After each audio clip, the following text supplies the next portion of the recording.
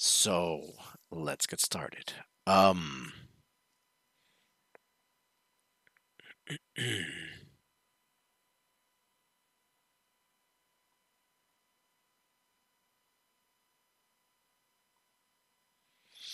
organizing my thoughts here. Let me close this window. All right. So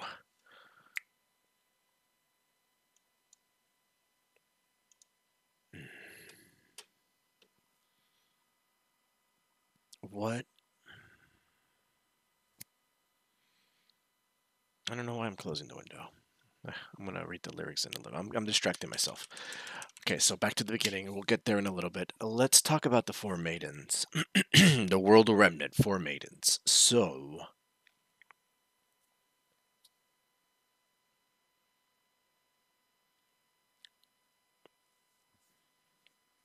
winter, spring, summer, and fall. All you gotta do is call. Sorry, just came to my mind for some reason. I'm sorry about that. But that's the order of the maidens, and yet fall is the eldest of the four sisters. So fall came first. Following that sequence of things, that would make summer the youngest. I don't know why I'm thinking about this, but I'm just processing the information, and this is the part that I'm processing right now. Summer being the youngest, and spring being the second youngest, and winter being the third youngest, and fall being the oldest, the elder sister, according to Ospin in his narrative voice and impersonating the girls in his cute, high pitched voice. Kind of like what I do in my other videos. But it's fun to watch, or listen to at least.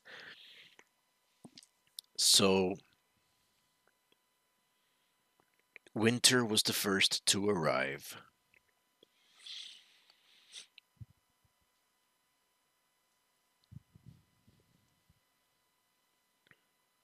And with her, she brought solitude and comfort and solace, calmness. This feels really familiar for some reason.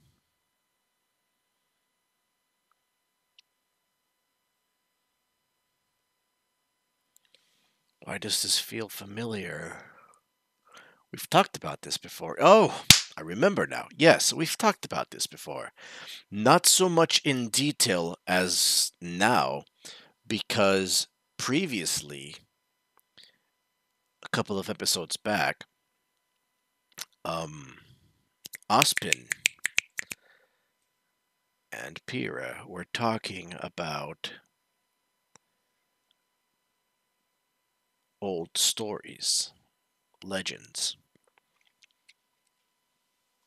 and one of them was the Four Maidens. So we kind of like have an idea about it, and the reason why it seems so familiar is because that's right. I'm remembering things now. I was trying to figure out what was the power of the Fall Maiden.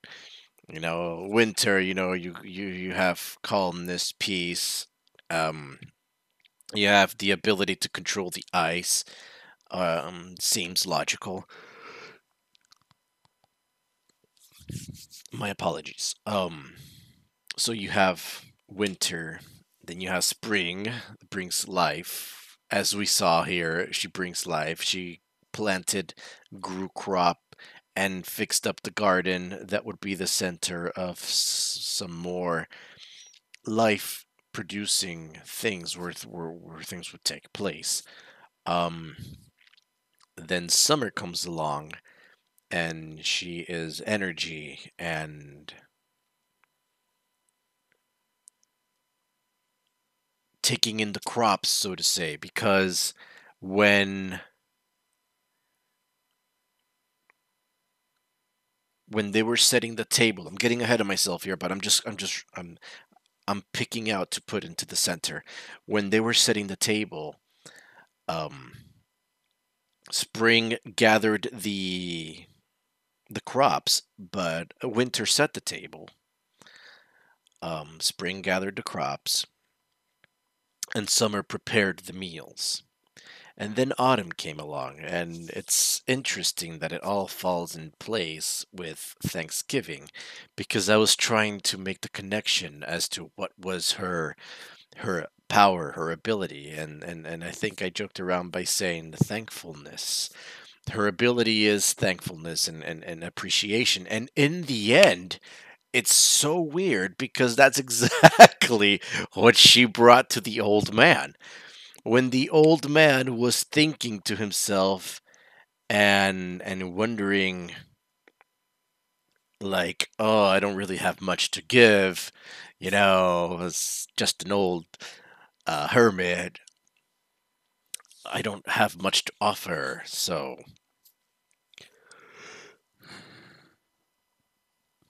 gosh, excuse me. I don't know. I'm so yawny. I guess I haven't talked in the morning, and now that I'm talking, it's like my body's requesting more oxygen. So it forces me to yawn to bring in more oxygen. But it's weird in a way that it kind of like fell into place. Autumn is the gift of thankfulness because she was able to present to the old man all these wonderful and bountiful things that he had that he did not realize at the time. He didn't quite grasp or comprehend that he had these things to be grateful for and to appreciate them. And these gifts that were given by the sisters, by the maidens. And Autumn came along and she presented that to him. Like, what are you talking about? I mean, look at these crops that you have. Look at this house, this garden. You know, you have all these wonderful things that you can be thankful for. So, what you're saying is nonsense in a way. And so, yeah, so let's go back to where I was. So, winter brought him solace, brought him peace, brought him a way to find comfort in himself through meditation, through tranquility, to find his inner peace because he was cooped up inside his cabin, never really went outside. His garden was in not decay, but um, what's the word I'm looking for in Spanish is in a detrimental state. The garden was in a detrimental state. It was unkept. It was not maintained, and therefore it was just falling apart. Nothing was growing. Weeds were growing there. Maybe not. I didn't see any weeds, but it was not well kept. And so winter comes along, and he starts yelling at her, "Hey, young punks, get off my lawn!" And Winter's like, "Well, it's okay, dude. I'm just waiting for my sisters. It's okay. Would you mind if I sit here in your very peaceful environment? I promise not to disturb." And the old man is like, "You hooligans." And then she went back to her meditative state. And he started kind of like realizing what she was doing. And she's like, she's not causing much trouble. So I guess it's okay if she hangs out for a little bit. And eventually he fell asleep, and then he woke up when spring came around. Now, is this an actual proper measurement of time? I'm not quite sure because maybe it's just symbolic that the seasons changed. Otherwise, we're looking at around, 2 to 3 months, give or take, that he fell asleep for, and that she was sitting outside in tranquility. So perhaps not, because at one point it did mention when he granted them his gift of magic, the narrator mentioned that their powers of nature combined with his magic. So these girls already had this dormant, innate ability within them.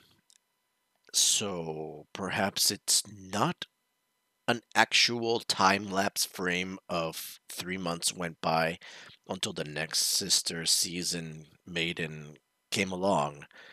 Perhaps it's more of like a couple of hours later, maybe the next day, spring showed up and boop, everything is green, everything is spurting, everything is growing, sprouting, not spurting, sprouting. Um, and there's new life, new energy, new things taking place. And then with her smirky face, she decided to give the gift of new beginnings, new life, in a way. So that's why she planted and fixed up his garden and found a way to create for the old man, right? Planted her seeds, which, again, probably not a time lapse, but actually grew in this high rate of speed because of her innate abilities that she has as a season, or as a maiden of the season, or as one of these four sisters. Where do they come from? What's their origin story? I'm not quite sure of the details at this point just yet. And also, I have more questions about the old hermit. Who is he? Where did he achieve his magic prowess? Where did he get his power from? Was it handed down from somebody else? Did he learn it through study and research? There's questions that I don't think I've been properly addressed to or toward to find an answer. But based on the things that we saw and heard, I'm trying to piece together things as best as I can, making sure that they fit properly and they're not forced together. So spring rolls around, plants the crops, things grow, everything is bountiful, and summer rolls around. Now summer presents the old man the gift of, I don't want to say life, but the gift of, and it's not appreciation, it's more like the gift of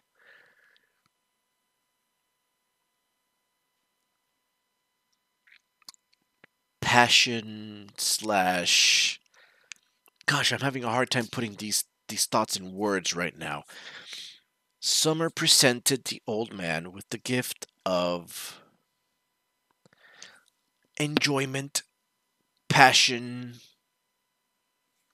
Gosh, this is really difficult right now. I can't materialize these thoughts, these emotions, these abstract considerations into something tangible. Summer presented him with the gift of not life, because life in New Beginning was spring, but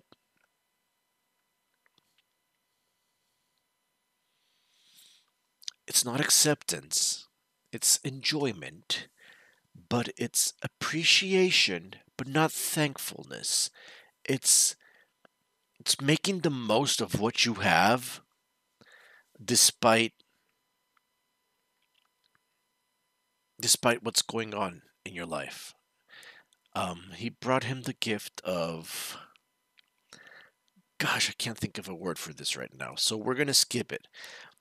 Summer brought him the gift of that thing where he's able to enjoy what he has and make the most out of it because he was again looking through the window. Now I made I made a gesture at that point because it's exactly how I feel when I'm riding my motorcycle. When I'm in a car, I see the world through the windshield and through the passenger windows, and it's literally like if you're looking the world through windows. It's exactly how I feel. But when I'm riding on my motorcycle, when I'm riding on Kara, I I can literally just touch out and interact with the environment. It's such a strange feeling, but it's really, it makes you feel more involved, more connected with everything about around you. And that's it's fulfilling in a way. It's enjoyable. It feels, it's nice. It's exciting. It really is. It's different than driving in a car, but it's different. And I don't know. I got to take you guys with me. One of these days. Next time I go on my ride. I got everything almost set up properly. I just got to do some testing. But so Summer presented him with the gift of enjoyment, youth. Youth seems like a good comparison here. How to be young again, how to enjoy things in life that you have, and just no matter what, just enjoy what you have. You have this beautiful garden. We have these trees out here. You have friends outside waiting for you. Just go out there and have fun and play tag. Tag, you're it, old man. Oh, my bones. Oh, my ribs. But and he did. He went outside. He was playing with the three sisters, and they were all running around, laughing around, and having a great time, and watching things grow, fixing up his house, and just appreciating and enjoying all the things that he had. And then they decided, let's have a feast because now is the time before the what is it, the autumn solstice? I forgot what it's called. Right before the fall season.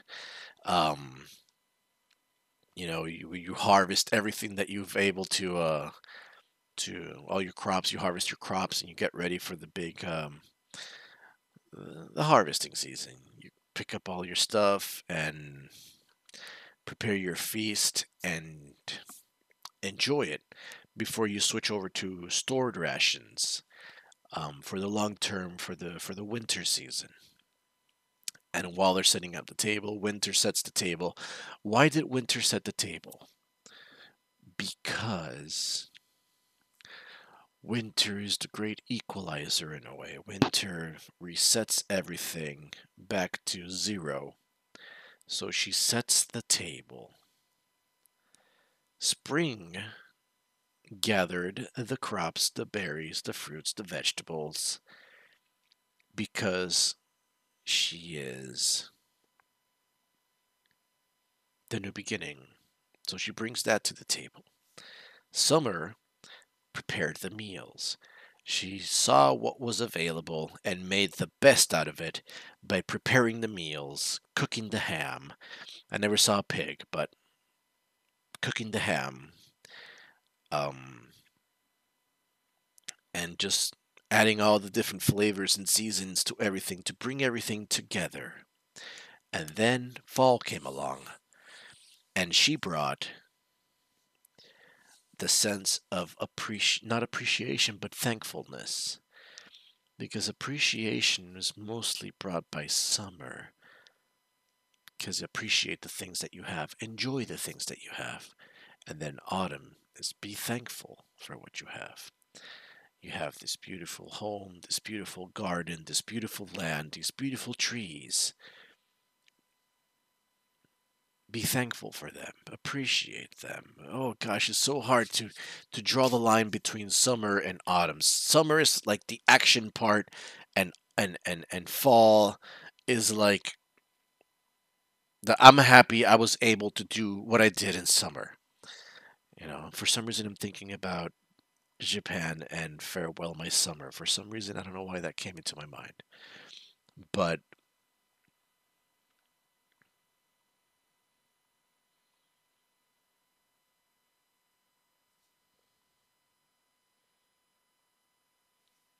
Why did that come to my mind? Because in summers when you I have the pieces here. I just need to how to Tetris them around and just make them fit. Winter is the big reset. Brand new, nothingness, covered in snow, frost, ice, no life activity, no crops, no growth, no nothing really.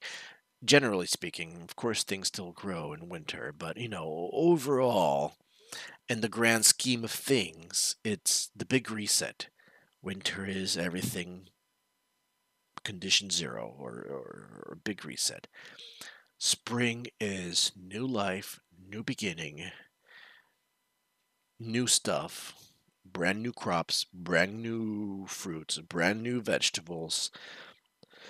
When animals usually start also giving birth in the spring season, you have your little birds and your chicks, and everything is coming out from hibernation. Everything is coming anew.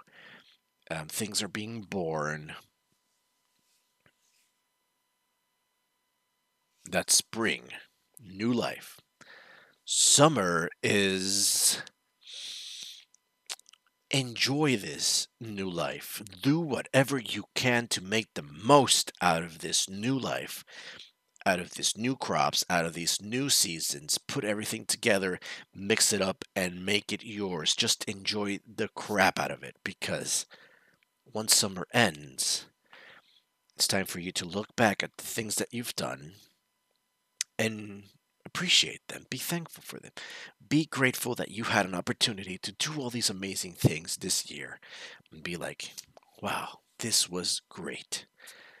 I had fun. I ran to the beach. I ate watermelons. I freaking had lettuce sandwiches with tomato in them, mayonnaise, and whatever whatnots. I ate 45 burgers with my friends and puked my guts out, and it was great. And I'm so great that this year was so great, and I loved every second of it.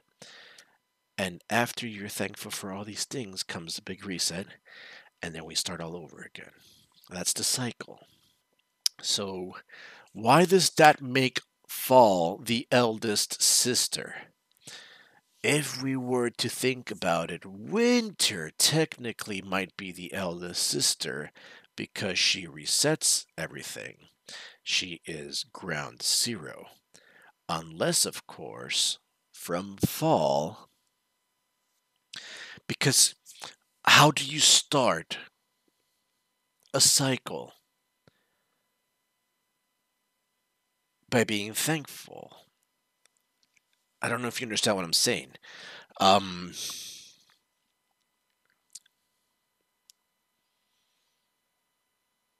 I'm going to go a little bit into a biblical context here. You know, according in the Bible, there was nothing in the beginning, and then God created light, and the darkness and the light separated. Right. So when things start, things usually start from nothingness. So why would fall become the eldest sister?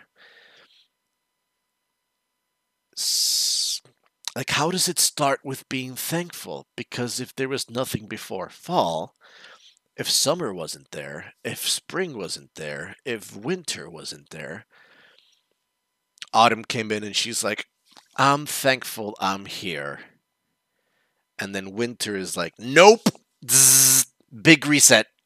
And I mean, this is what's confusing me right now. How does that fall into place? I mean, how do you start a cycle by being thankful? Um, or maybe she's the eldest because she came in late. But again, if she came in late, that would make her the youngest. Ugh, it's grinding. I can't quite make it fit right now, but it's not making sense to me at this point. Why is Fall the eldest sister?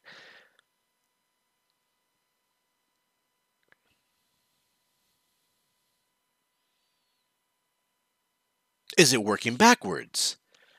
I'm thankful that I was able to do this with Summer. Summer rolls up and she's like, I'm thankful I had the things from Spring.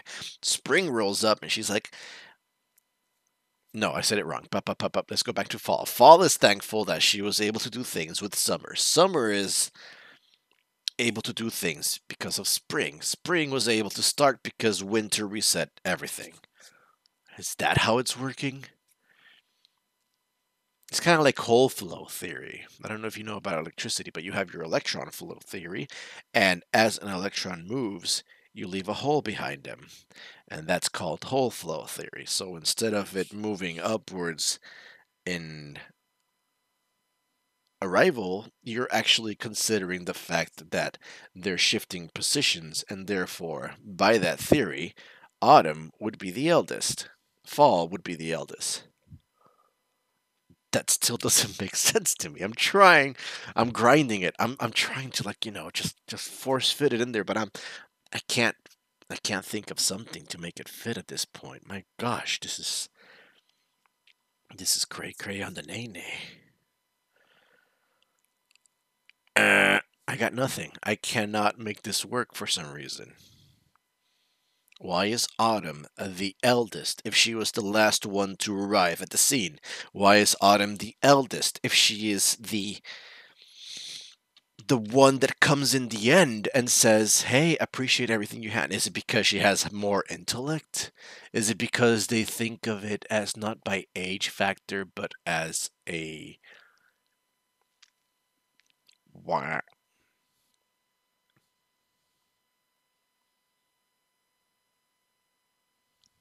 wisdom factor? Oh, I don't know. If you were to consider it, Spring technically looked the youngest because she was the shortest and she was like the most quirkiest and mischievous of them all. I don't know. I can't. I can't, and we're gonna move on because I can stay here for hours trying to decipher this, and I'm not. I'm not because as of right now, we've been recording for wrong button.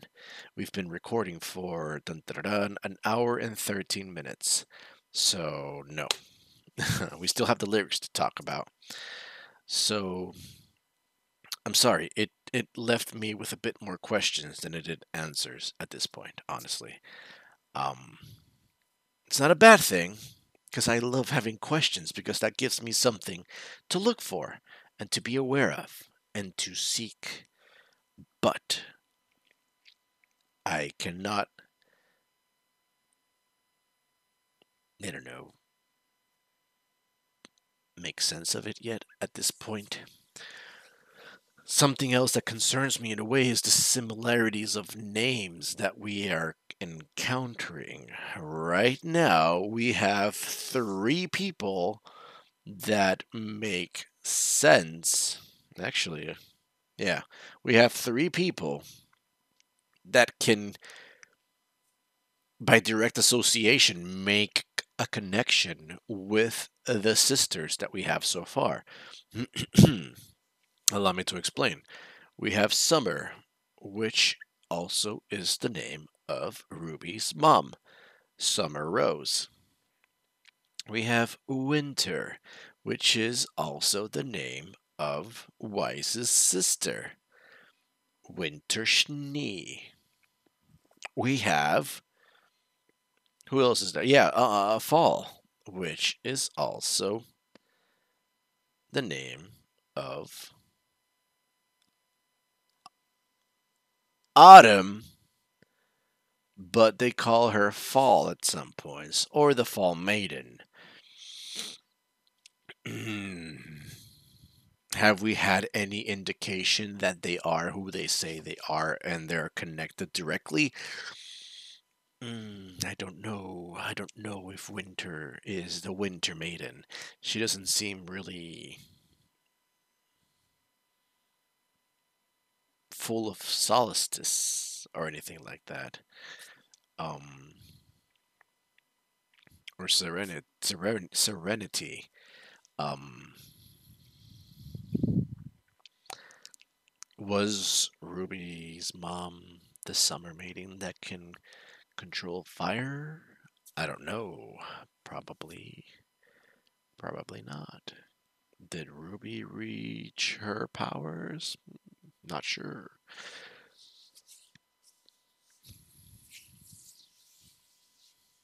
So many questions.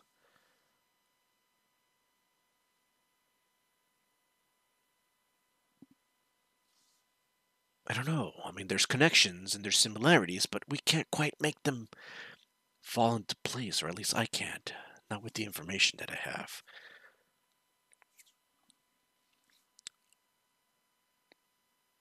Mm, no. So, so we got questions. How did the wizard get his powers? Where did he get his powers from? Was he inherited from somebody else? Are there others like him? Why did the maidens have powers from the begin with? Why were they empowered even more by the wizard? Because he appreciated and wanted them to carry forth. So, so technically speaking, when they die, the wizard's power is the power that kind of like picks everything up. It's like, okay, we're cleaning up house. Let's go, everybody on the ship. We're leaving to another soul, or another body, or another whatever. What do you call that? What do you call the when something possesses something and the body is the thing? What's this?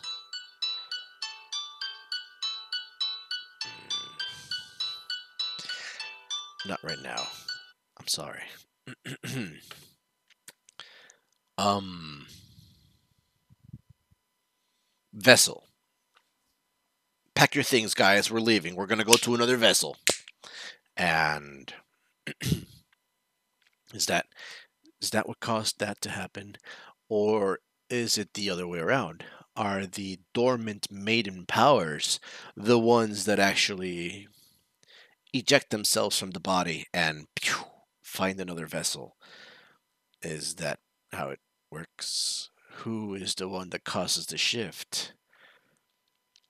Where did they originate from? If the world of Remnant is fueled and powered by dust, how is it that these particular people from the beginning were able to wield all these things without the power of dust? I don't think it mentioned dust at any point in that world of Remnant, but apparently it's a thing. Back in the day, maybe people had the power to manipulate magic. A magic. But I don't know. I don't have answers right now.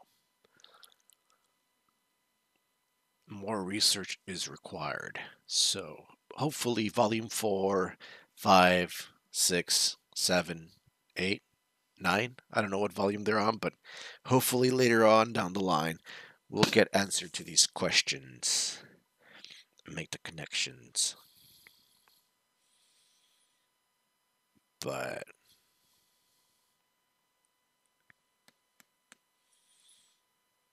so yeah, we'll leave it there. Moving along, the song lyric thoughts and analysis. Let's get started with When It Falls. Maybe it's red like roses, maybe it's the pool of blood. The innocents will lay in when in the end you fail to save them. Their dying eyes are wide and white like snow, and now they know the cost of trusting you is obliteration. When it falls, I've always wondered what it is that is gonna fall. What is this falling thing? You know? And in a way, this song helps us bring it all together. And I think I have the answer. Because if we read through the lyrics, mirrors will shatter, crushed by the weight of the world. The pillars collapse in shame. I mentioned something about this before when I kind of like talked a little bit about the intro, I believe. But here it is clearly stating that no matter what you do, no matter how you try to deal with this situation, in the end, it doesn't matter. There'll be no rest, no love, no hero in the end who will rise above. right? And when it ends, the good will crawl. In other words, the good guys, the people that we are rooting for, the heroes, are gonna be on their knees. They're gonna be, like limping away or like crawling away, like oh, we lost, defeat. In other words, and when it falls, I am so certain at this point, based on the other lyrics that are songs that I was hearing, and based on the series that we've been watching. And allow me to get a drink of water. Sorry. Based on everything that we've been seeing, I think I know what's gonna fall. And when it falls is referring to the charade. When the charade falls, it is the charade. It is the illusion. It is the lie. It is the fake story that has been created. When that shield, image, illusion falls, everybody will suffer because of it. There's going to be suffering, innocent dying, um, death, no hero, no knight in shining armor, no, no main protagonist is gonna come in and save the day. The mirrors, they'll shatter, and the pillars, things that were holding everything up, the foundations of the structure, all of it collapses in shame because they are no longer able to sustain this illusion, this lie.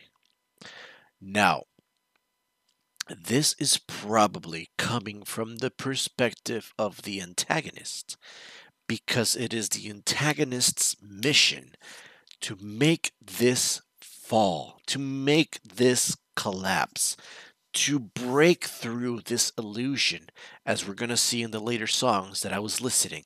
It is the antagonist's mission to just do away with this false sense of security, comfort, safety. It's all a lie. It's all an illusion. These people that say that are fighting for you and defending you and they're here to protect you, these people are just men. They can't do anything to stop the reality from occurring. Now, what has made this antagonist so consumed by this idea of wanting to do away with this illusion, charade, or whatever you want to call it, to do away with this creation of safety and security, of comfort and tranquility? What has driven the antagonist to take this stance? I'm not sure. Maybe we'll find out in a little bit. But it talks about it in detail, pretty explicit. There'll be no rest, there'll be no love, there'll be no hero in the end who will rise above. And when it ends, the good will crawl, the shining light will sink in darkness. Victory for hate incarnate, misery and pain for all when it falls.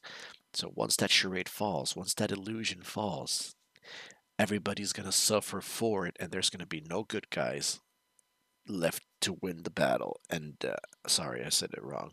There's not gonna be any heroes to win the battle, and the good guys are all going to be defeated. So the line of good and bad is going to kind of like overlap one another, and evil will win. Victory for hate incarnate. You know, anger within us, within ourselves, is what's going to win and come on top of this tragedy. All right. Swallowed by the darkness when the moon is bathed in black. The light of hope is taken, and discontent is the contagion. Unhappiness is the thing that's going to be spreading amongst everybody else. I'm unhappy that this is happening. You're making me unhappy. And we go back to volume two when they were talking about, you see it everywhere and the hate is flowing. Um, Similar to this, discontent now is no longer hate, it's discontent. I'm no longer happy. I'm upset. I'm tormented. Um, I'm troubled. I'm not mad, but I'm just upset. I'm just irritated and peeved, but it's spreading around. My unhappiness makes this guy unhappiness. This guy's unhappiness makes that girl's unhappiness unhappy. And it just keeps spreading and it's contagion. It's like a, a, a, a disease spreading from person to person, infecting others, planting its seed, planting its doubt, planting its hate, planting its little tendrils of whatever darkness into the human soul and causing people to be upset and be like, oh, God, I can't believe this is happening. Why did you do this? I didn't do anything. You did this. No, you did this. Oh. And they start looking against each other, and the blinding eyes that burn a yellow flame, the embers that remain, will light the fuse of condemnation. In other words, that hate that was there, that thing that was buried inside as an ember, when you put out a fire, a live fire flames, you put out the flames, you still leave the embers, which are the burning piles of leftover, not ashes, because the ashes is the burn part, but it's still burning material that is tucked away, that is still able to keep consuming itself and keep itself lit. Not flaming, but lit up as in burning. A passive burn that's there. And this passive burn is actually so hot that you're able to burn yourself with it. If you pick up an ember, you'll be like, ouch, and you leave a burn mark.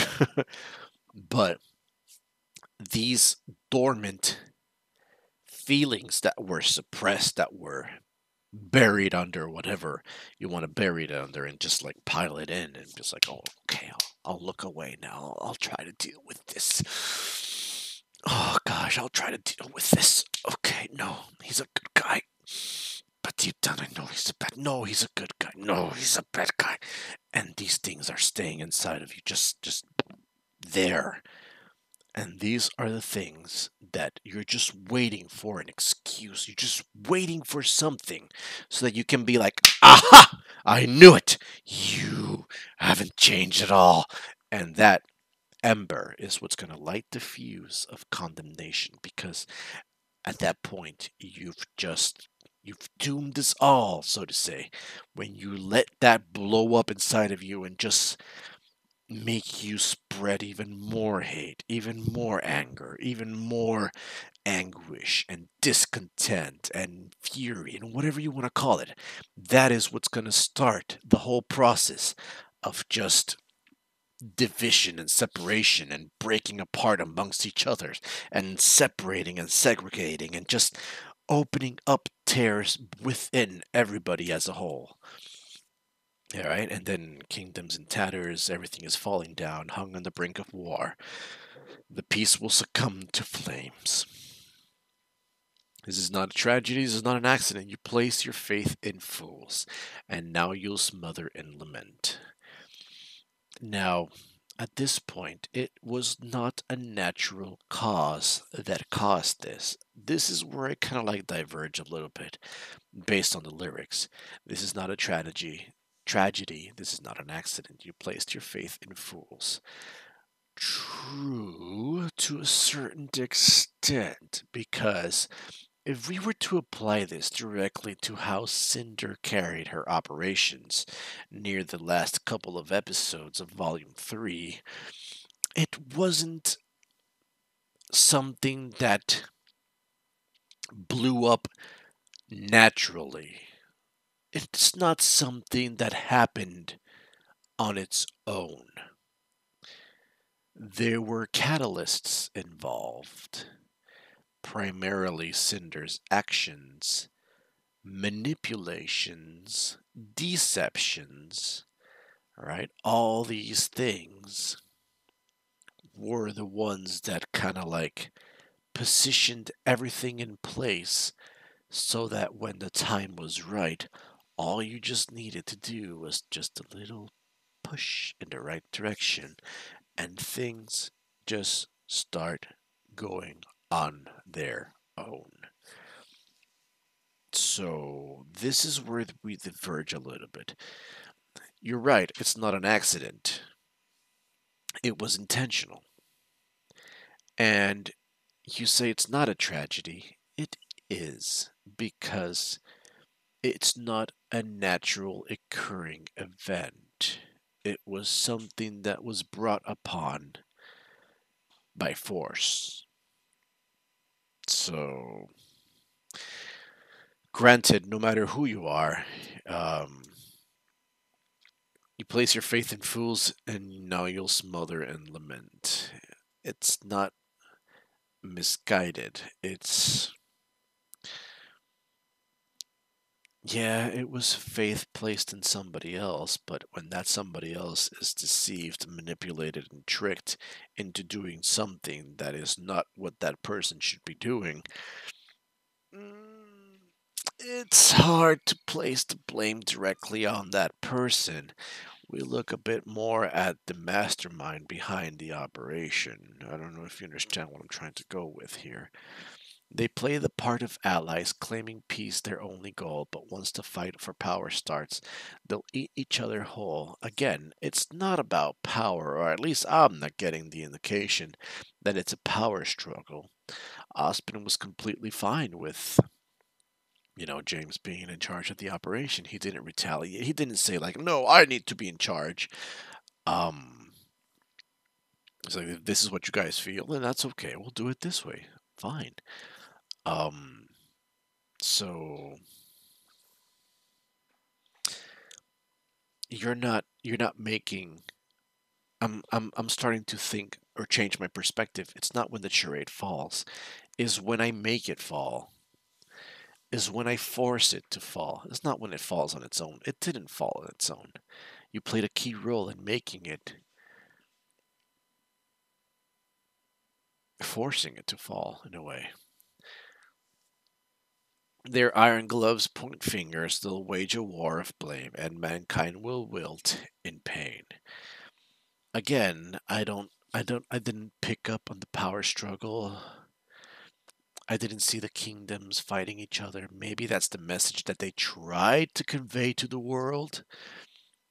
And, they're wearing their armor, their iron gloves, point fingers, and wage a war of blame. You did this, Atlas. No, you did this, Beacon, because you beaconed us out of here, or whatever. But your snow cones were so delicious, Atlas, we could not help it. Oh, too late. It's your fault. And meanwhile, the Grim are eating up people. Hum, hum, hum, hum, hum, hum, hum. I don't know. So this is definitely the perspective, or the platform of the antagonist. It's very misleading, very misguided, only seen through their eyes, because probably in their eyes, the antagonist has the truth, or believes they're carrying the truth. And in order to show the world how wrong they are, I'm gonna bring down this charade and just blah. Look how ugly it is. Look, they're killing each other now. Look, they're fighting for power. Look at them. Look at them. Look at it. Look at it. You know? So, the antagonist here believes they have the truth in their hands. It's questionable because facts state otherwise, but that's what they feel, and this is what that song is encompassing. The ideology that they are the ones that are bringing the light and sharing it to the world as to what it is and how it is, and my gosh, you know what I mean? So that's that one. I am the one.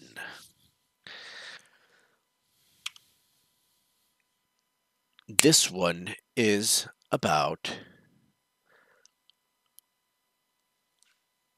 Emerald. I'm almost certain this one is about emerald. And it's just because of how it is worded. Particular words here and there. Welcome to the bloodbath. Jump into the tub. 5-fifth deathmatch. Come and join the club. Could start your face with a metal-clad boot. You should give up now. Your retaliation's moot. Hmm.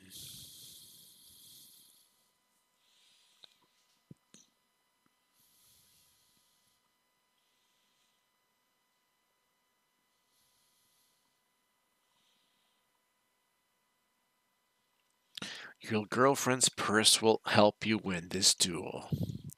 That line right there, it's comical, but I'm not sure. There must be something in here that I'm not picking up. The bigger they are, the more than they bleed. The deeper the scars that won't heal. Buckets of pain as they lie there in shame, knowing how true defeat feels. Mm.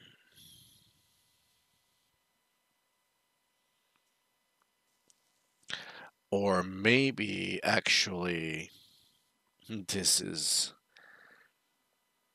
Gosh, this might be a combination song of Mercury and Emerald. Originally, I thought it was Emerald because I just remembered with. Mm, mm, mm, mm, mm, Yeah, I think it's a mix. I'll race. Yeah, I'll race with your eyes you'll never outrun. Illusions will conquer your mind and will make you fulfill my design. That's definitely Emerald, but over here, we know that Mercury had his issues with his father, and he was born in the nightmare a murderous son. He's got no gun, but I gleam like a blade and I'm harder than iron. He has metal legs. Um,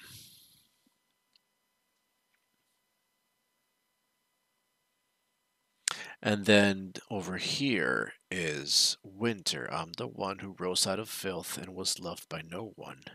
Emerald, delusion. I'll steal till you're blind and defeat you from inside your mind. So definitely, this is a combination song. I'm the one. Now, is this like Highlander and there can only be one? Because who is the one? Are they arguing against each other? Or are they kind of like in a co-op version of themselves and they're like, I'm the one that was born in a nightmare, a murderous son, got no gun, but I gleam like a blade and I'm harder than iron. And then she comes around and she says, I'm the one who rose out of filth and was loved by no one. Delusion. I'll steal till you're blind and defeat you from inside your mind. So it feels like a duet in a way where they're both taking turns since they're working together in a way. Or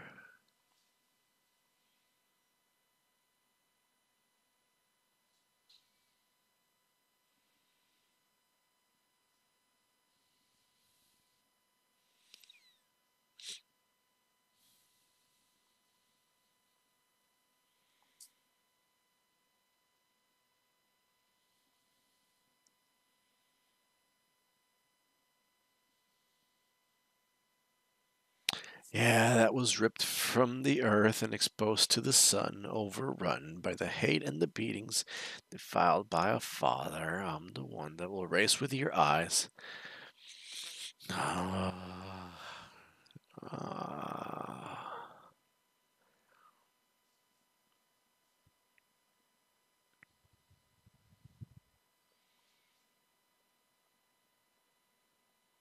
Mm.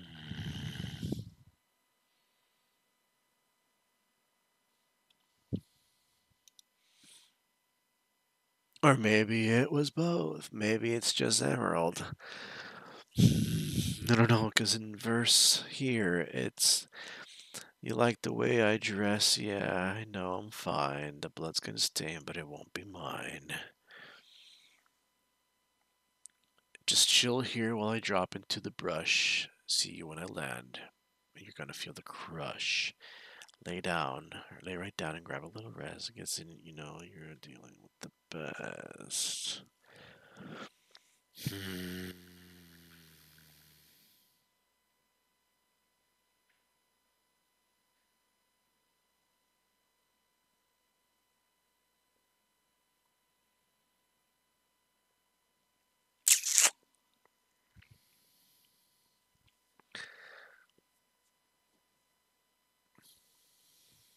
And here, a slap on the wrist and a kick to the chin. A kick to the chin. Kirk.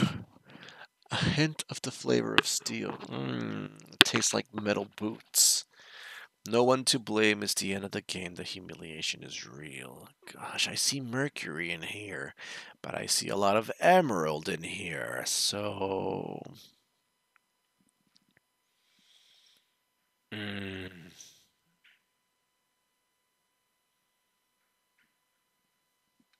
yeah, this is a duet where they're both taking turns, and they claim that they're the one. Now, is it like Highlander and there can only be one? I don't know. I don't think so. I'm the one. I'm the one. Makes me think of that song. Anything you can do, I can do better. In a way. But it's the feeling that I'm getting. Um, Pretty straightforward, pretty direct lyrics. I'm not picking up anything in between the lines, so to say. Metal clad boot, that's Mercury. Um, I'll run circles around you. It can touch the sky, make you hurt, make you cry. That's Emerald. I'm the one your mama said don't mess with. You end up dead. Time to follow any rules. You're looking tall. You're looking tough. Sorry, dude. It's not enough. Your girlfriend's purse won't help you win this duel. Maybe that's Mercury. Bigger that they are, the more that they bleed. The deeper the scars that won't heal. Buckets of pain as I lay there and shake, knowing how to defeat feels. I'm the one, murderous son. Got no gun, gleam like a blade, harder than iron. Mercury. I'm the one who rose out of filth, was loving the ones too. Emerald. You're still standing up, but let's go another round. Singing King of Pain, and you're gonna get crowned. Yeah. Emerald. Just chill here while I drop into the brush. When I land, you're gonna feel the crush because his weight and his metal is coming down here. Lay right down and grab a little rest, kid, and you're dealing with the best. Mercury. I should have stayed at home today. This fist cuff won't go your way. This concentration is just for school. Oh my god, it might be hard to hear me say as child's play. I hope you're not crushed, but this is really cute. Maybe this is combo. This one and this one are probably combos because you can't really pick out who they are. Oh no, this one, sorry. This one. No, that was Mercury. But then again, Mercury doesn't have knives. He has. Emerald has a knife.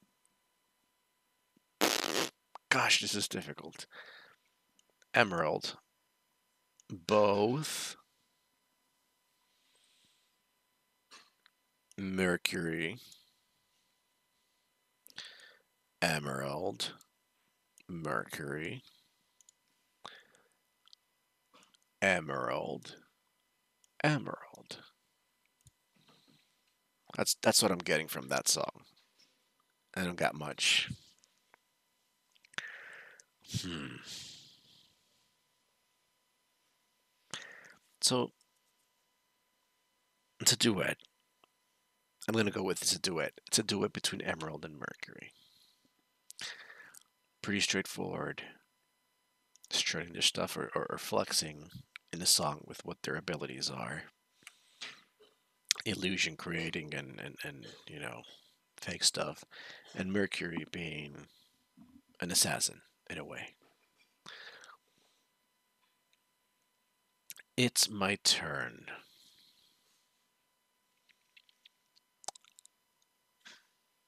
When I was young, if I closed my eyes, I could go anywhere, dream of any place, my news and pace. My heart was happy there. What a shame that you came around and told me that my dreams can't come true. Don't be foolish. Give up your wish. Big things aren't for you. And how you scold me and chide me, forever criticized me, but now I think I know the truth. You were the one who held me down, told me I was heading nowhere. You said, know your place, accept your fate, and show good face. Be thankful that you're there. That was so long ago when you owed me belief that it was true. Bend me, shape me, build me, break you. Why was I your fool? And now I'm so much stronger. I'm not yours any longer. I've got the message here for you. Time for you to learn it's my turn. I won't be held down any longer. I've waited all my life and finally see it's here. It all begins a chance to win, a dream that's been a lifetime, endless vast uphill climb. The day I've waited for is drawing near. Hey, wait, turn and show your face. I've got a lot to say, and you're not going anywhere. You lose, the time you ruled me is through. I'm in control, I own my soul, and I'll never go back there. Wasted years that I spent never knowing I was kept, I was used, never ending, condescending. Now I just refuse. I don't care what it cost me. I don't almost lost me. I won't spend any longer day confused. You rose, I fell, made my life hell. Anything to crush my soul, anything to feel control. Finally free, I've come so far. Finally see how sick you are. I spent my life degraded, but I won't leave here jaded. I'll start again and finally prove. Time for you to learn it's my turn. I won't be held down any longer. I've waited all my life, and finally it's here. It all begins, a chance to win, a dream that's been a lifetime, an endless, vast uphill climb. The day I've waited for is drawing near. My gosh, who is this song referring to?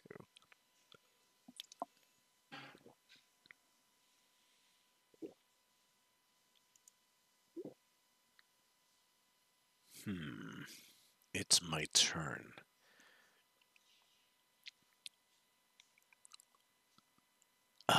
Immediately I'm thinking about Adam and Blake. I don't know if I can support that thought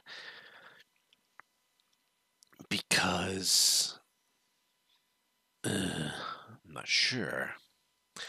Then again, another possible pair comparison that I could come up with is Weiss and her father, in a way. Don't be foolish, give up your wish. Big things aren't for you. What kind of big things are we talking about? When I was young, if I just closed my eyes, then I could go anywhere, dream of any place, imagination set the pace, and my heart was happy there. Young, innocent, child. What a shame that you came round and told me, said my dreams can't come true. Don't be foolish, give up your wish. Big things aren't for you. Who is clipping somebody else's wings? When I was young, when Blake was young, she was in the middle of rebellions and holding up signs that say, Fawn us forever. XOXOXO. Something like that. But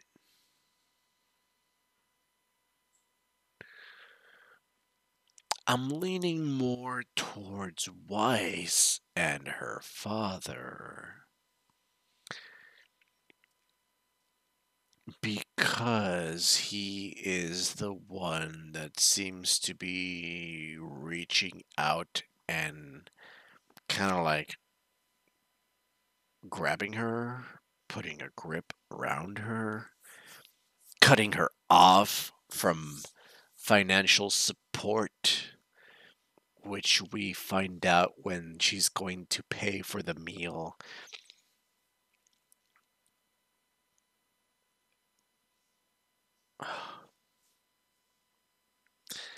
So many bittersweet memories are coming into play. Dang it. But she could. Sorry, I'm playing scenes in my head. Um, Gosh, who is this talking about? Who is the person that's stepping up from under?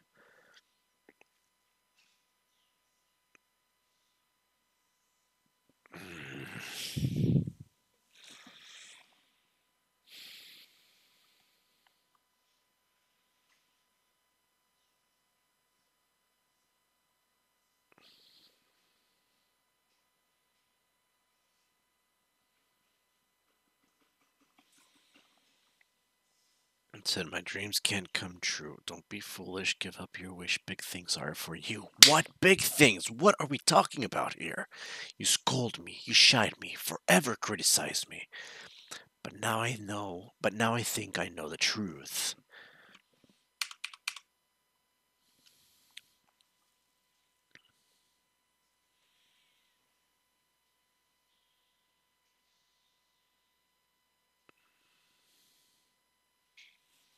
Forget your dreams, do what you're told. When disapproval is all you're shown, the safest place becomes alone.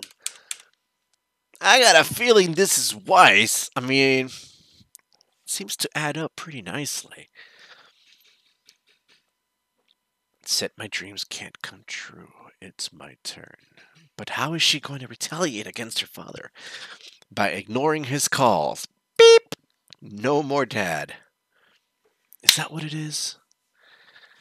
Now it's my turn. That was so long ago when you owned me. I believe it was true. Bend me, shape me, build me, break me.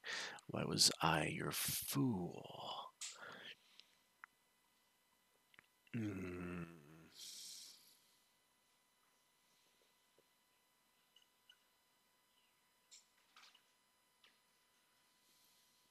I'll never go back there.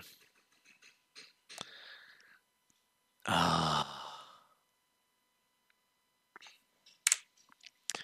You rose, I fell. I made my life hell. Anything to crush my soul, anything to feel control. Finally free, I've come so far. Finally see how sick you are. I spent my life degraded, but I won't leave here jaded. I'll start again and finally prove it's time for you to learn it's my turn. I won't be held down any longer. I've waited all my life and finally it's here. I'm gonna say this is Wise and her dad. I just can't seem to connect anything else. There's just not any other thing because Blake and Adam. It didn't really feel that Adam was like crapping all over Blake. It felt more like Adam came in, Blake was infatuated with Adam. Judging by the ending of Volume 3, Adam became infatuated himself with Blake. But when Blake realized that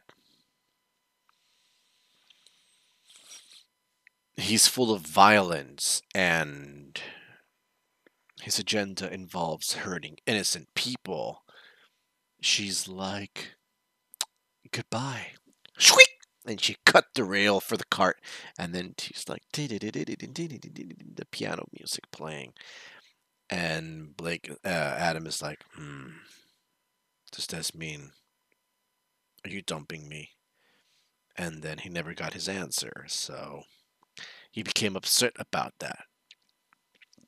And now he's on a crusade to hurt everything that Blake loves. Jerk.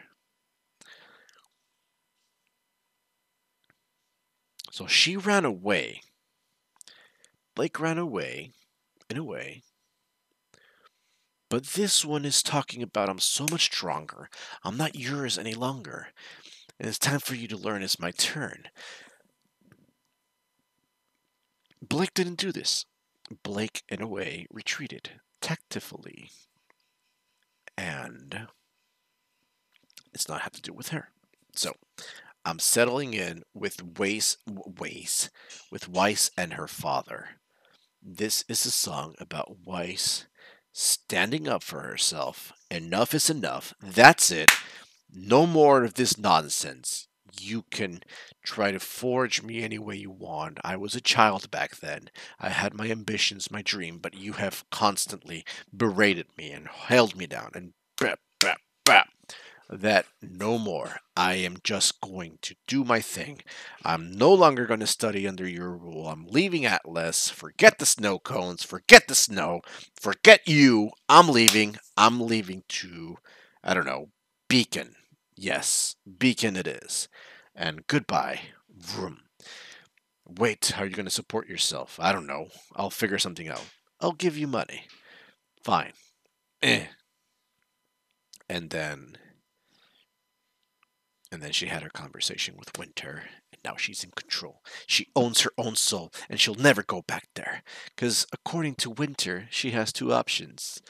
You can call him and explain to him why you want to study at Beacon and ask for money, or you can just do your own thing, make your own life, support yourself, and forget about father.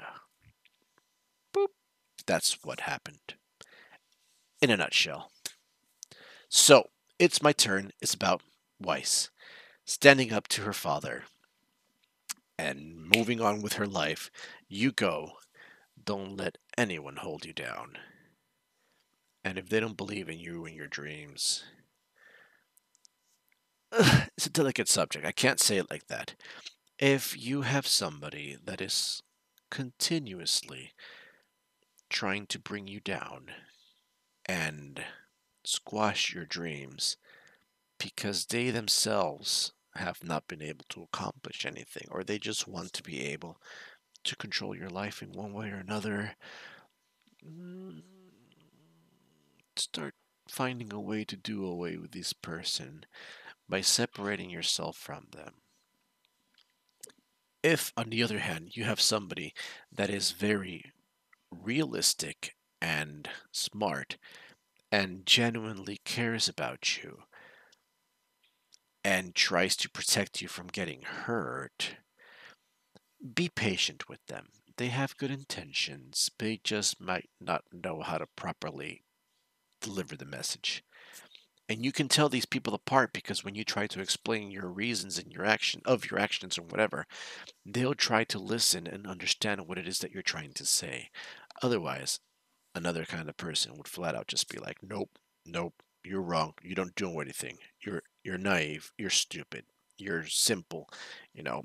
I know more than this than you do. I know how to handle these things.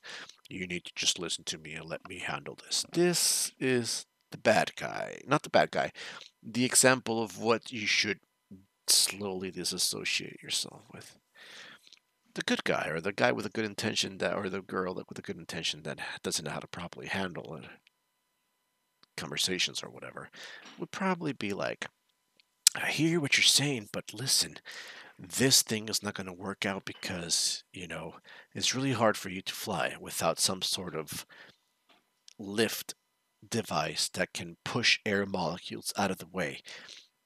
You need to consider these things. And before you do anything crazy, think about what you need to do with this and how to design this so that this can actually work. Because the way it is right now, I don't think it's going to work. This is the kind of person you should keep with your life.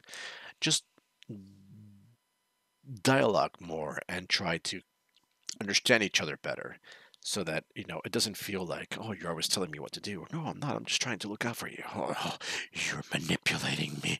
Okay, no, I'm not. I'm just trying to, like, make sure you don't do things that you might end up regretting later on. Stop telling me what to do. you know Food for thought. I'll stop there. If you want Dr. CharFox advice, let me know. I'll hook you up. But so yeah, that's wise. That's definitely wise. With her father. Not fall in love with you. You are my star. You are the one. You make me smile and the words come undone. You're the only one who sweeps me off my feet. And my God, it smells delicious right now.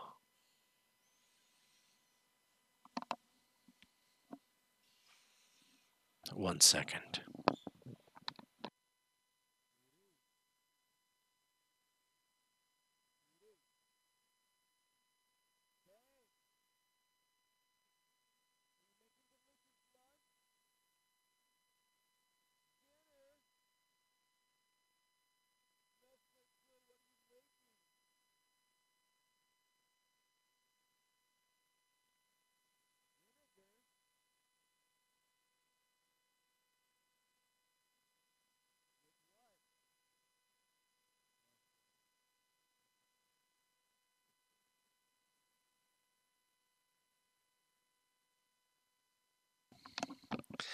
All right. Sorry about that. So,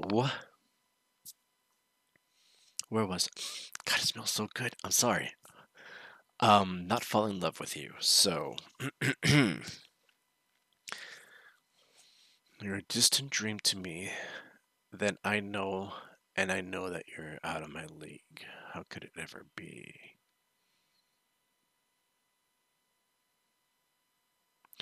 You leave me weak, you make me strong. All that I need is to know that you're not wrong. Love is blind. How do I make you see? If love is blind, how do I make you see me? You are my PYT. PYT. Piet? Piet? PYT. I don't know what that means. You're my PYT.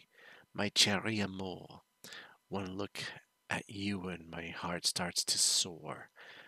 No other girl could compete with your spirit.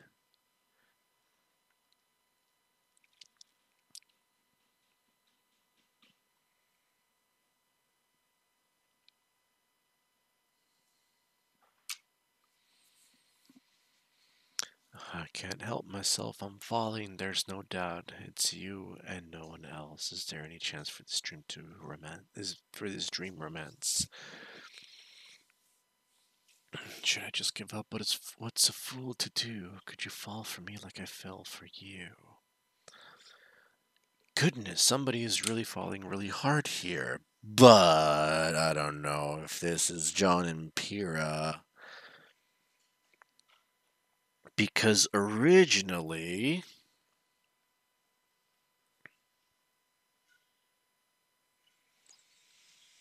hmm, I believe it might be.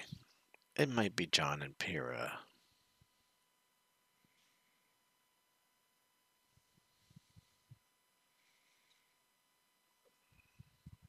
More John towards Pyrrha, which is strange because Pyrrha hasn't really told him no. Maybe this is him dealing with his emotions. Could you fall for me like I fell for you? I think this might be him with his emotions, honestly, if it is John and Pyrrha. Because from this point, we know that Pyrrha has affection, attraction towards John, but he's still not picking up on it, and that makes him uncertain. Sit here and not fall in love. Can I do anything to conceal it? Try to hide. There's no turning back. I'm in love. I'm falling. There's no doubt. It's you and no one else. If there's a chance for this dream romance, or just give up. What's a fool to do? Could you fall for me like I fell for you? Well, maybe you still don't know that it actually happened already, so you're good. Right? That's what I'm thinking. Maybe since we're so far in the end of the volume, this song doesn't quite fit in appropriately, but if it is John and Pyrrha, then chances are it was when he was falling for Pyrrha. When was that? When did John fall for Pyrrha?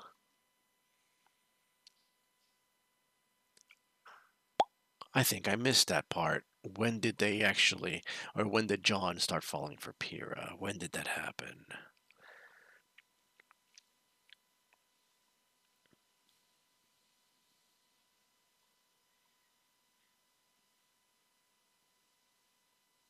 Hmm,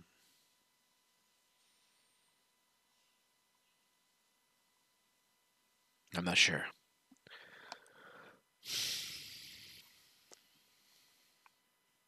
I don't know. It's a love song. There's not much to it. It's a love song. I think it's John Pyrrha. John towards Pyrrha, honestly. What am I supposed to do? You know,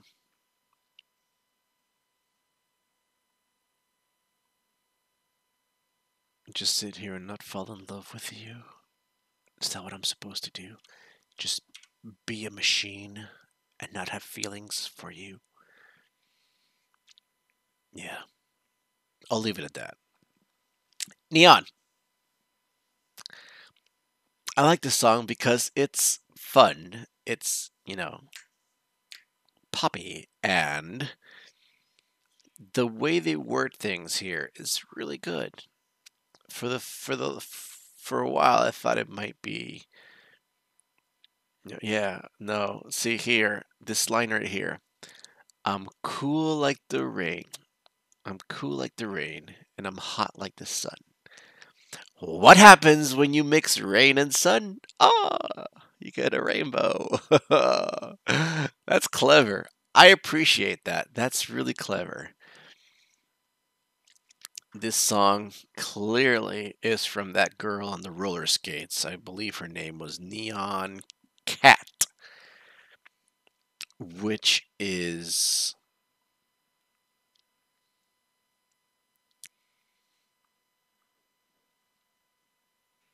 yeah, I think somebody mentioned that it was in like a homage, I guess you could call it, to that popster pastry cat with the rainbow behind it. That Nyan Cat, I think it's called. Nyan. Nyan Cat. So Neon is a homage to the pastry cat with the rainbow behind it. But that line, it's such a good line. I'm cool like the rain and I'm hot like a sun. And when you combine those two together, you get a rainbow. And you're no fun because you don't get it. I get it. Maybe time to retreat. You need a diva review. You can see I never miss a beat. Your makeover is long overdue. Just try to understand this. That is, it's not that I'm trying to outshine. You've got your inner beauty. We can't all be divine. Listen, girlfriend, can't you see I'm all the things that you'll never be? I'm cool like the rain, hot like the sun. I'm a neon rainbow. And oh, look, I can only do one page. That's great because before I was doing 2 pages. That's good to hear. I should have done that before because I think my face was covering the lyrics all around here at one point. Oh well, lesson learned.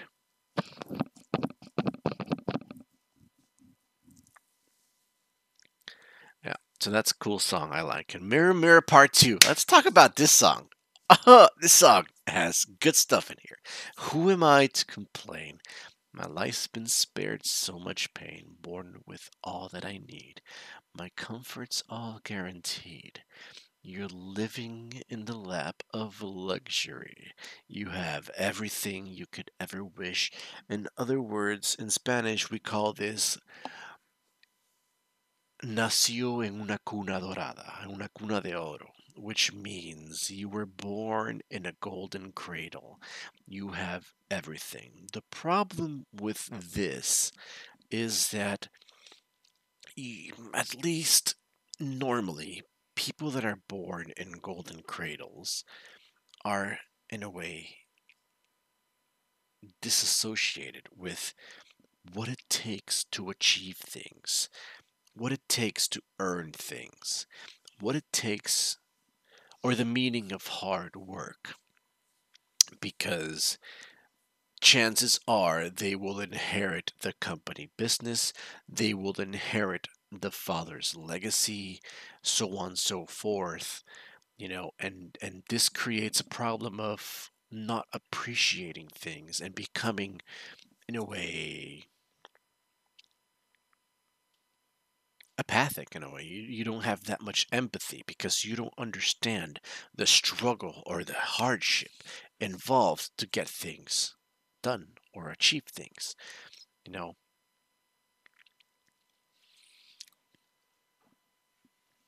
Perhaps that's what happened to Weiss's father, if you think about it. Excuse me. Because Was it not the grandfather that started the company? Because if it was, that totally makes sense. The grandfather started the company.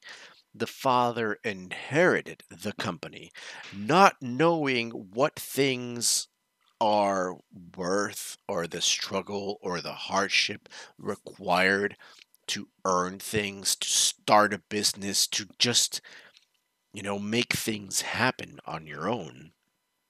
That causes you to not value things. And when you start losing value for things, you just don't really care that much about stuff overall in the general spectrum of things. Because I'll give you a side comparison story here. There is this company that I interacted with before when I was working in my previous job, and the company was started by the father of the current owner, and the father started the company from the ground up. He actually was a janitor working in a building, all right? So while he was working for another company, he did a great job. He cleaned really good. He was very dedicated and very, thorough in the things that he did in his job, that people appreciated him as a janitor. And they're like, oh, this guy is great. This guy is doing a great job for that particular building that he was working at. Turned out this building was actually an office building filled with like two companies or three companies inside that filled up all the different floors, right? So he was in charge of a particular section of the building, and two other janitors were in charge of other sections of the building. In time, he got promoted and became the lead janitor, and he was in charge of the other two janitors. And when he became in charge, he instilled upon his subordinates the responsibility of doing a great job, right? So he became the lead janitor. He became responsible for the other two janitors and in charge the building, the other two areas that were not under his direct supervision became up. It started elevating in quality and became, well kept. Good quality, good service was distributed to the entire building, right? So time goes on, and dun, dun, dun, dun, the contract for that company ended.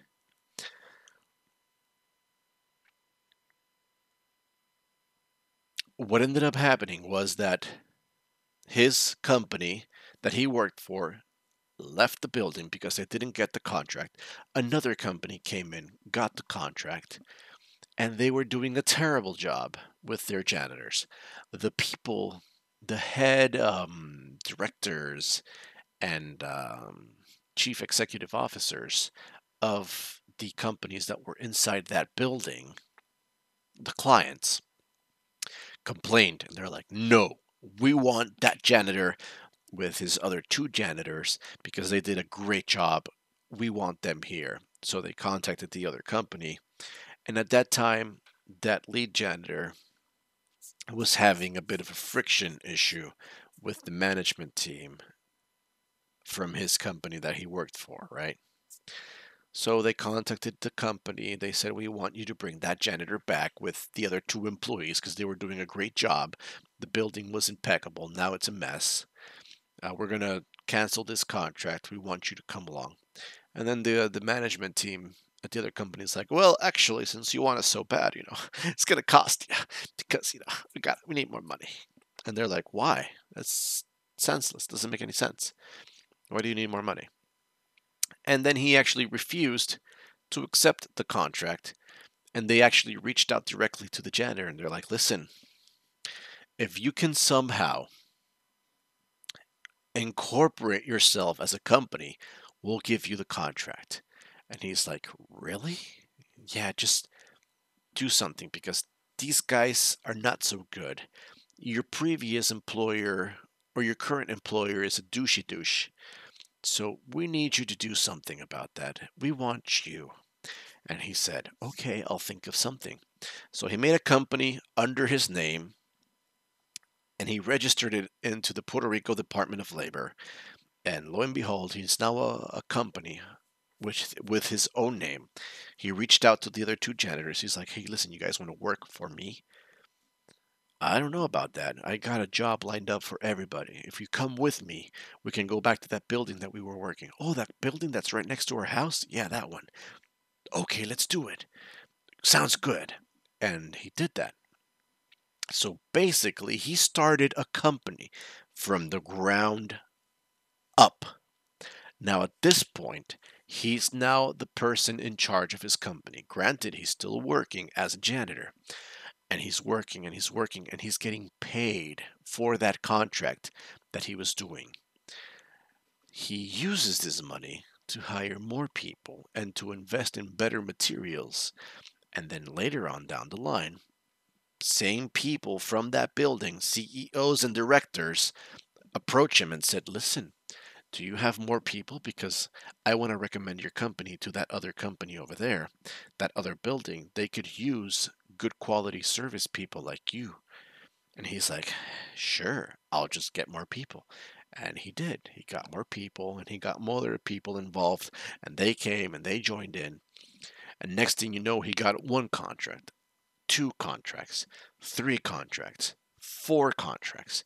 Lo and behold, he's now a well established company from the ground up. Years pass by, he's well known, he does great service, he gets married, he has children. His children grow up and they inherit his business. At this point, there is a sudden shift in quality, in things. When the kids finally inherit the company, they start modifying it to how they think it's best run. And it's more money oriented. We want this company to make more money for us. So they start bending lines, entering gray areas, and just doing questionable things.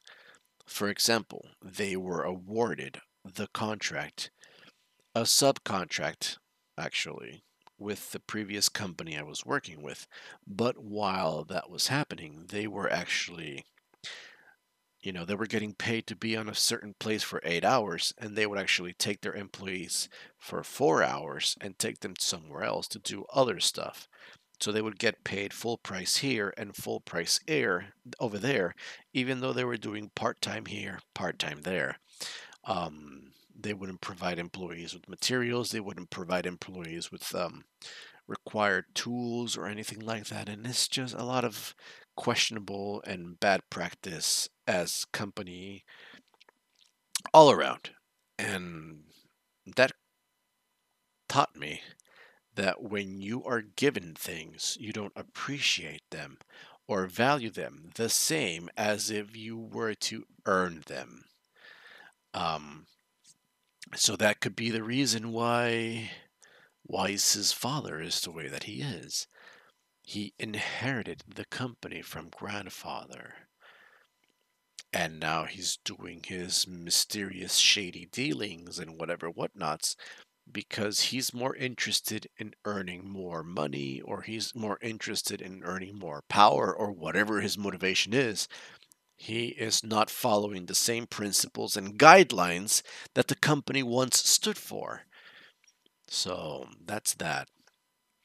Um, so in Wise's eyes, she was lined up in a way to receive the company. Maybe, I don't know if Winter was interested or not, but she was lined up in a way to receive the company. And everything was there for her. But because of the constant manipulation or just dream squashing, um, you know, stepping on hopes and dreams and no, give that up. You're going to do what I tell you to do. You have no decision in this. I'm the one that's deciding these things for you. Based on all these things, that made Weiss a bit I don't want to say jaded, but resentful in a way that she wasn't able to do and carry out the things that she wanted to do. Excuse me one second.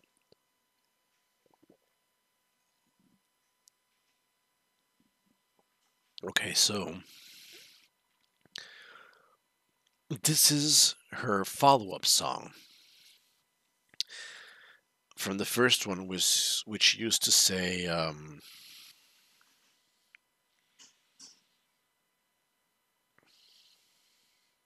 "Mirror, tell me something. Tell me who's the loneliest of all. Mirror, can a heart be turned to stone?" So that was her in the beginning, when she felt herself disassociated and pulled away and shielded from the entire world. That was Weiss in the beginning. That was Pineapple Weiss. Now, Pina Weiss. Now she's growing. Now she's away from that manipulation, from that constant disdain, this constant depreciation, and just blah blah blah.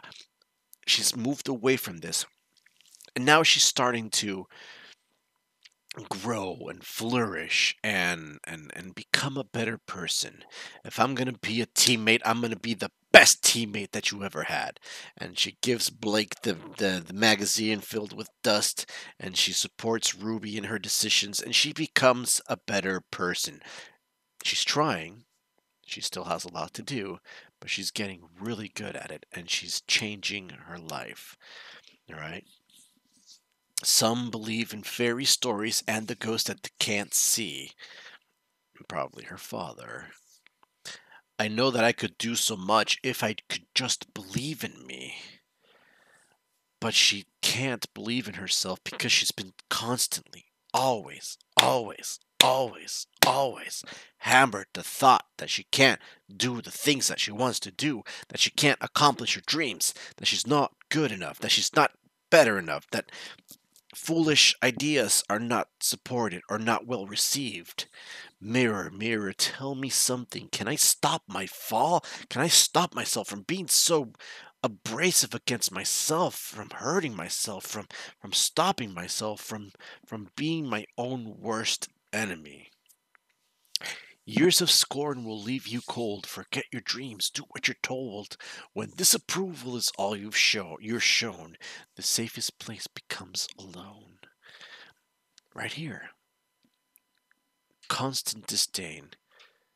Forget your dreams. Abandon thoughts. It's not what you need to worry about. Just do what you're told.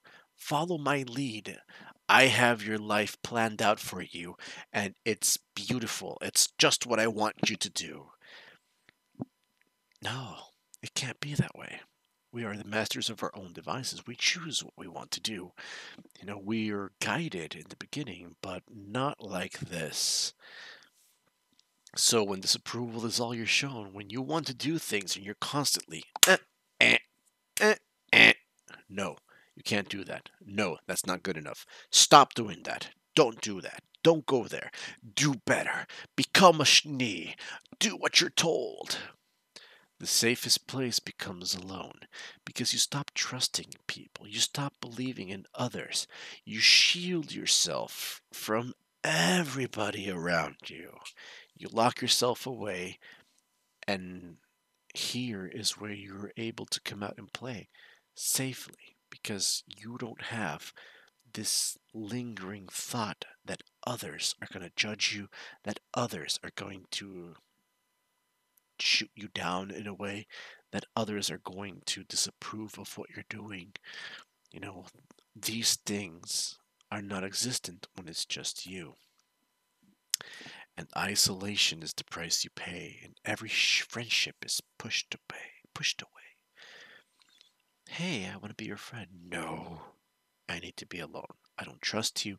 I don't know what your thoughts are. I can't take people telling me not to do what I want to do. I am who I am.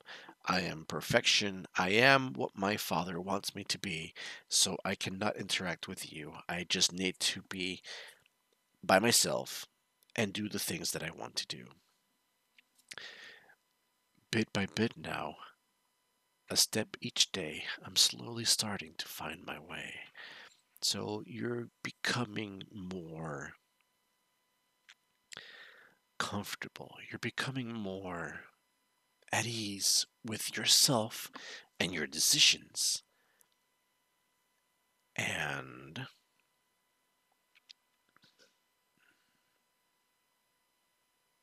you're changing in a way. You're becoming different. So when she comes in here and she says, I believe in fairy stories and the ghost I can't see, I know I could do so much if I just believe in me. Mirror, mirror. I'll tell you something. I think I might change it all. In other words, I'm going to undo this person that I have become. And I'm just going to become who I want to be. To be the would you believe that I've always wished I could be some Pony else? Yeah, I said it. But the similarities, diamond, ice, they're close. They're there. But oh, so this is a deep, powerful song about the transformation of Weiss. I really hope there's a third one that talks about how everything has finally fallen into place. Divide. Does it feel good knowing you tried, knowing that all remains is the slow, cold, brutal death? Oops. The fools that will die, all die in vain. How does it feel knowing that knowing your efforts will fail? All that you've built will be torn down. What is my reading today? It's probably this light. It's right in front of my face, and it's right there on the screen. All that you've built will be torn down. I'm gonna read it on the other page. There we go. That's better. All that you've built will be torn down. The hope of your people assailed. Send your gardens, they will fall. Legends and hero will crumble and they will fail. Excuse me, that's an I. Legends and heroes will crumble and fall. You will not prevail. When allied together, a threat men display. Divide them with doubt, and it will all wash away. This is very similar to the things that um, new antagonist was saying near the end. The woman with the dark eyes and the red things with the veins and the braided whitish hair. Uh, I think I should know her name, but I don't think I read it in the credits. Uh, no. So the new antagonist, let's call her the Queen. This is very similar to what the Queen was saying near the end of Volume 3. Yeah, one spark, yeah, can incite their hope, and I will extinguish it. Make sure that they don't have anything left because when people band together, strength in numbers, overcome obstacles, they can do amazing things as humanity. But divide and conquer, when you split them up, make them face each other, you know, that's when things start falling apart. Now, I'll share with you another story back in my high school days. Um, I wanted to be class president. I did. I thought it was going to be fun and cool to be the class president. So every year in high school, we had elections to vote for class president, right? And there was two classes in our grade. Um, ninth A and ninth B, 10th A, 10th B, 11th A, 11th B, right? There was just two classes for the most part.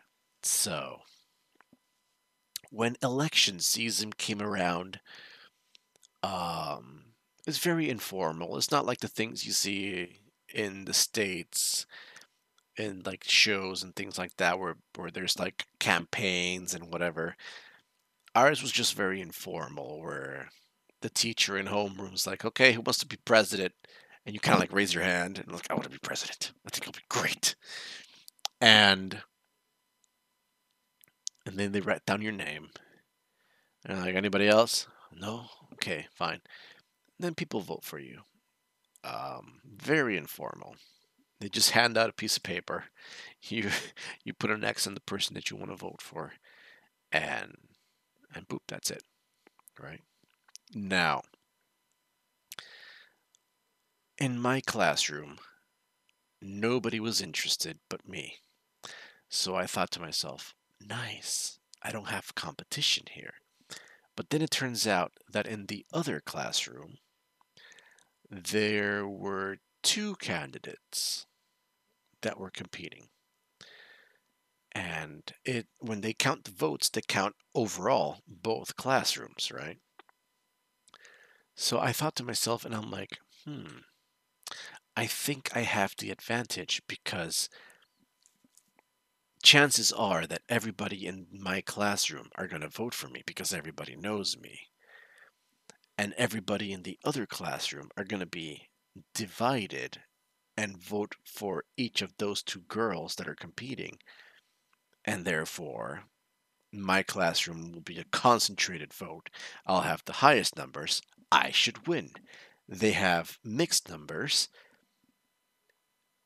So even if you split the classrooms 50-50, I should come out on top. I should win this. I'm good. But then, to my dismay, it turns out that one of the teachers held a primary in the classroom, and they announced the winner, one of the two girls. And then it just became one guy from this classroom and the girl from the other classroom. And I thought to myself, dang it, my strategy is compromised. I have to fix this. So I actually conveyed a parents' meeting and I expressed to them, with sincere intentions, I said, I do not find fair that the other classroom held primaries and, disqualified one of the candidates because that classroom wanted the other candidate. Um, I do not find it fair because nobody in our classroom voted for none of those candidates. Chances are there could have been some candidates in my classroom that could have voted for one or the other girl, and that could have changed things. So that primary thing, I think, should be annulled, and we should all compete at the same time with both classrooms competing or voting for all the candidates. That's what I believe. And people took positive to this message that I conveyed, and they decided to go through with it. And I said, yes, it's all falling in place. And the election day came. So when you divide a classroom like that with two candidates that are going to be voting with each other, then my chances of winning are increased. So, with that being said, this is exactly what's being conveyed here in this song. Divide. When you split people up, when you have this large force of people going against you, and you split them up, you increase your chances of winning. Now, to finish the story, I used to be somewhat of a clown back in high school, and people didn't take me serious, so I actually lost by a landslide. I totally thought I had it in the bag, but I didn't. I was too I was too I could have done a great job, honestly. Mind you, I'll have you know, I would have been the best class president there was. But no hard feelings. I think the class president that one did a fantastic job. So Yvette, if you're watching this video, congratulations. But it turns out that I lost. I lost by a lot. Nobody in my classroom voted for me. I was like, you traitors. This was supposed to be our time. But it turns out that, nobody took me serious. They thought I was going to do a terrible job. So, but it's okay. It's okay. It's all right. I really wonder what would have happened. I think it would have been great, but I don't know. I'm a manager now. I mean, look at me. I'm managing projects. I'm a project manager, so who knows? Who knows? Who knows? But yeah. Um, so coming back to the song, that's a strategy that usually people employ when they want to carry out conquering or winning. You divide the people you're fighting against. And if they turn against each other, hey, that's a bonus because you don't have to worry about dealing with the full strength. They'll be marginalized once you have to step in because they already did it themselves. So it alleviates a lot of the work and responsibility. All right. So again, this talks about that antagonist queen in the end, expressing the thoughts on how these your actions or whatever are not going to be enough because it's all going to fail, and in the end you are the one that's going to cost all this suffering and tragedy for all these people. um how long have I been recording for?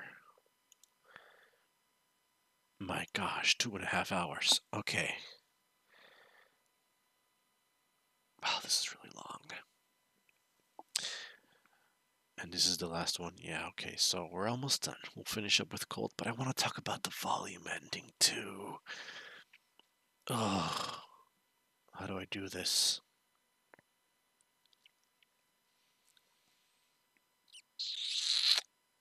I think dinner is almost ready too. Oh, no, she's still cooking. Okay, alright, I got this.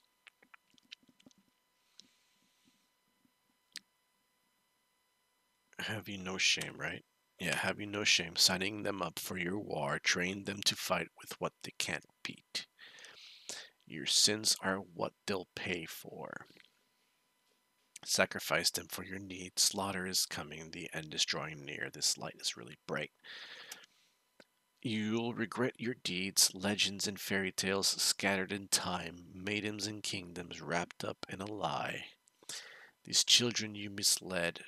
You'll watch them all bleed. Strength will not bring you victory. Will not bring victory.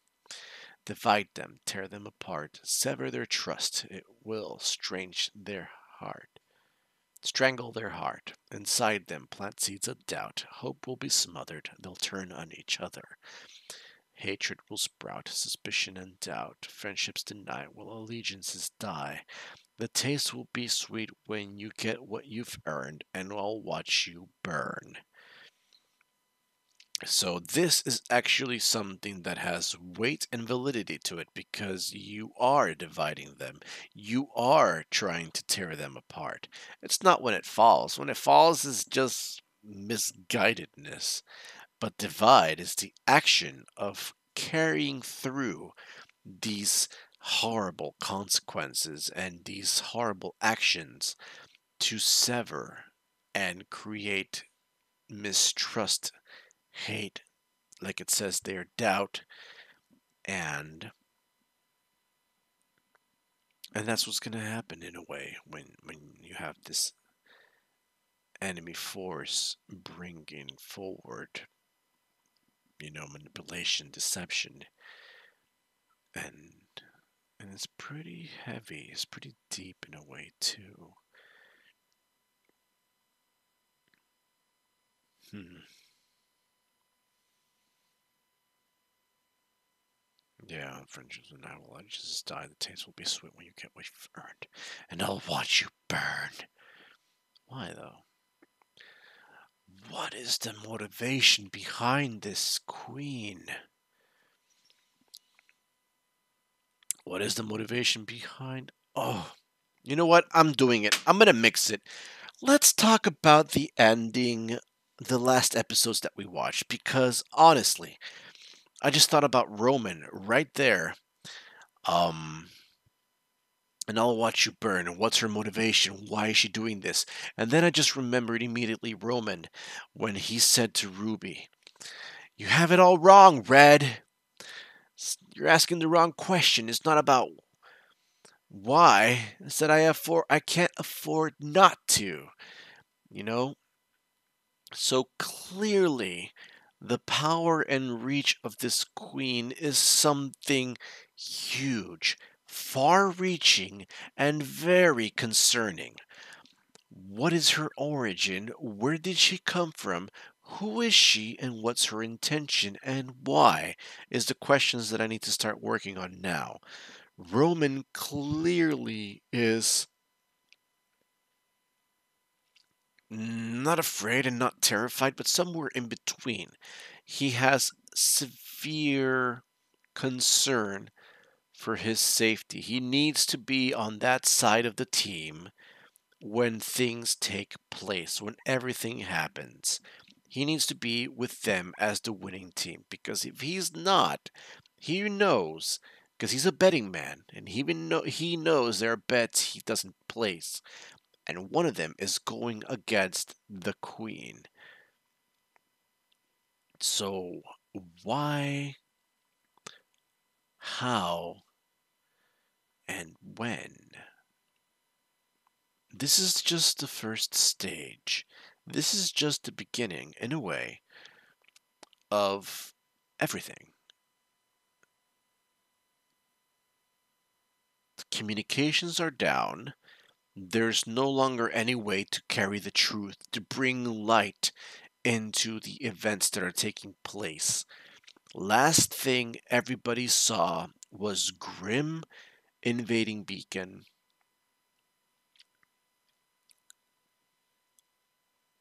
the Atlas army failing.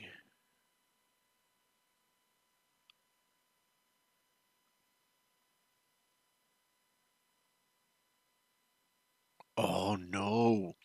Also, the Atlas machines attacking others, and hunters and huntresses fighting against the robots. Oh man, this is a really well elaborated plan. I gotta admit, it's very strategic. But so the last thing everybody saw was two kingdoms in a way fighting against each other and Grim just overrunning the entire place. And then boom, communications are down. Nobody knows what's going on. What happened? No one knows. They have been divided. Hmm,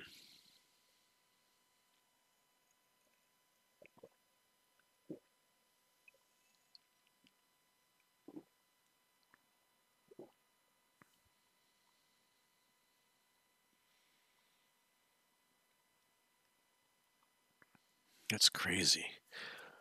Hmm.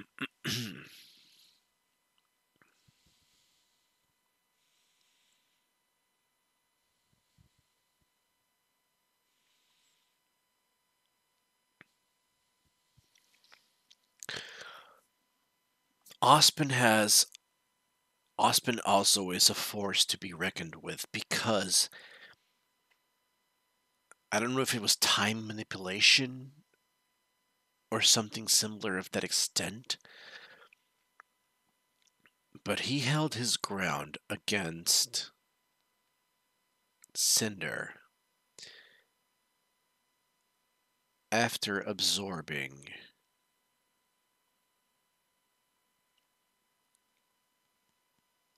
fall, autumn.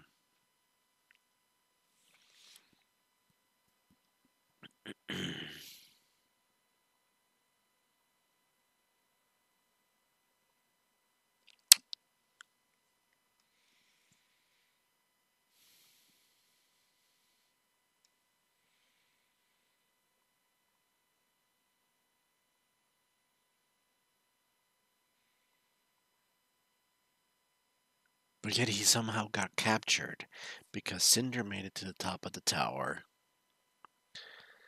And then in the end, the queen was talking to somebody, and it seemed like she was talking to him while he was right there, and chances are it might have been Ozpin.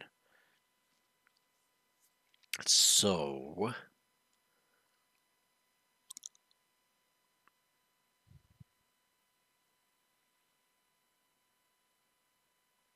mhm.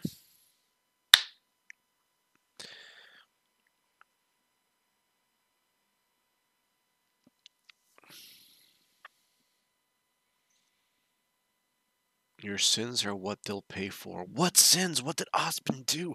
My gosh. What is it that this man has done that the queen is so upset about that she's just tearing up this illusion of safety that Ozpin and the kingdoms have created, and she has made it her mission to just bring it all down aflame, just like the Volume 3 info. Everything is burning in a way, everything is on fire, and she has taken upon herself to just undo everything. It's not that I can't afford. Oh, what was it? How he said it?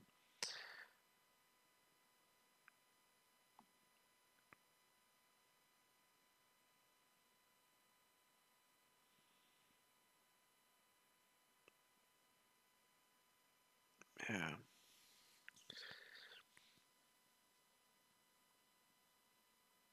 Yeah, it's not that I stand to win, it's that I can't afford to lose. Something like that. I can't quite remember the words. I'm trying to replay the clip in my mind, but I can't.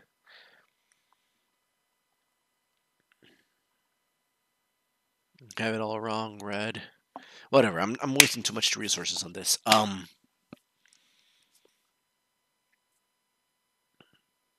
Roman knew he couldn't be on the opposing team. He was a thief, vagabond, riffraff. So when he got recruited, he realized what she was capable of, and she was like, "Okay, I'm on your side. We're cool. I got your back, G." And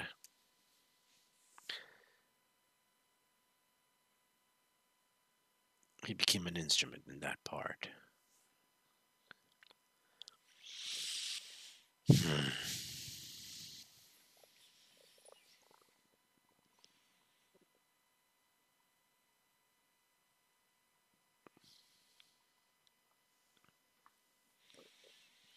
What did Ozpin do? I don't know.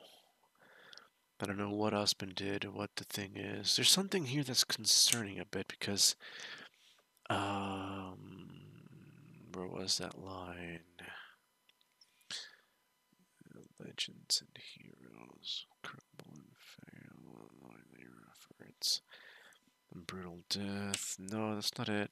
Mm, legends. Here, this part. Legends and fairy tales scattered in time, maidens and kingdoms all wrapped up in a lie.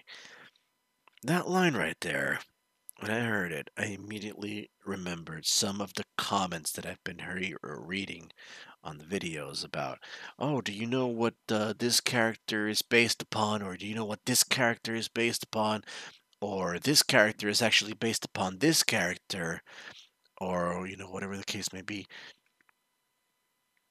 So this line right there, legends and fairy tales scattered in time, maidens and kingdoms wrapped up in a lie. Is this I don't want to go too far fetched here, but immediately the first thing that comes to my mind with this line is that Ospen somehow, some way,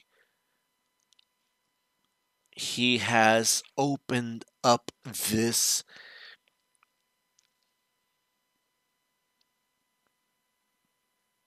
portal, gateway, something.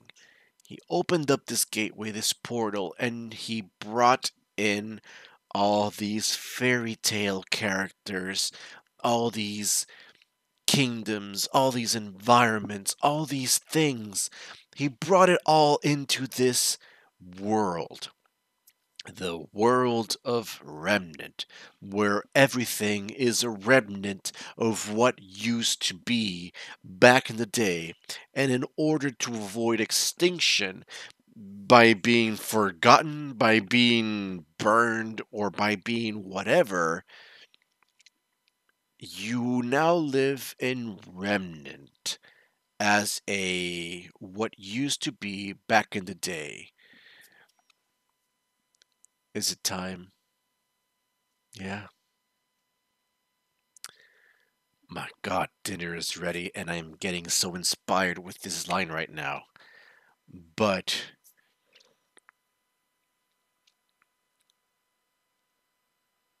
I'll finish this thought, and if anything, we'll continue later on because I'm starving and it smells so good.